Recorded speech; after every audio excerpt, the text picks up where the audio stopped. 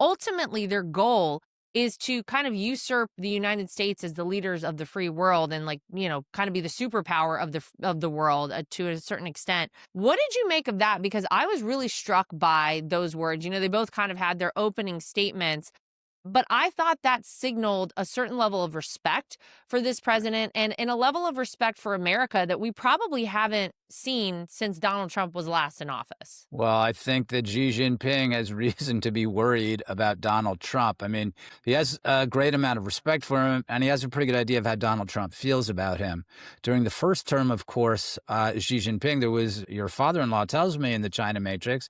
He says, until the China virus came, I liked and greatly admired Xi Jinping, which suggests that after COVID, things sort of changed. But there were other issues as well. There was the fact that Xi Jinping pulled out of the large comprehensive deal that the president wanted. And then, of course, it seems that after the phase one trade agreement, which was a much smaller deal, that the Chinese have not abided by their obligations. So I think that the president knows what he's dealing with Xi Jinping. And he used an awful lot of flowery language as well, saying, oh, great man, great friend, this and that. So I think I think there were a lot of interesting optics and a lot of interesting scenes, but I think that no one is focused more on what it's going to take to get America back on top in terms of this relationship than Donald Trump. Because, Lara, as you mentioned in the outset, it's not just since the president was elected in November 2016. He's been talking about the problems with China since at least 2000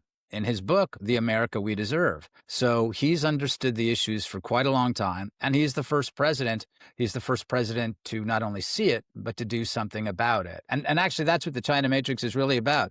It's about this horrific 50-year history of how U.S. political leaders and corporate titans really sold out the United States until your father came along. So he's the hero of the book. He's the protagonist. He's the hero of the story.